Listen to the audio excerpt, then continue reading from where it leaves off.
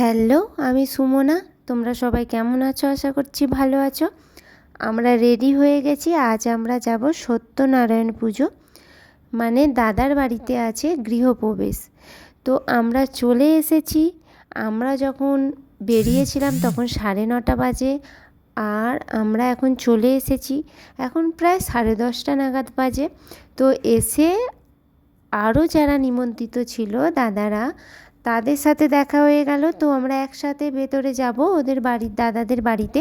তো এই দিকে মৌমিতাদির কোলে আমার ছেলে উঠে পড়েছে। আমরা এসে দেখছি পুজো কমপ্লিট হয়ে গেছে, কারণ আমাদের আস্তে আস্তে একটু লেট হয়ে গেছে। আর সকালেই ঠাকুরমশাই পুজো করে চলে গেছে, কারণ আজকে পূর্ণিমা ছিল। বাড়িতে পুজো করে তারপর আমরা বেরিয়েছি।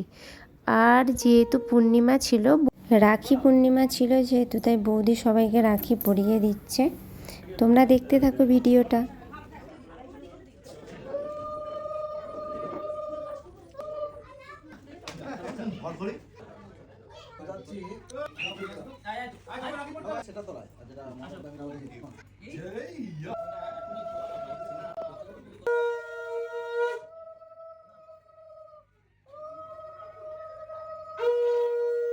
তারপর পোস্ত আমার ছেলেকে রাখি পরিয়ে দিল।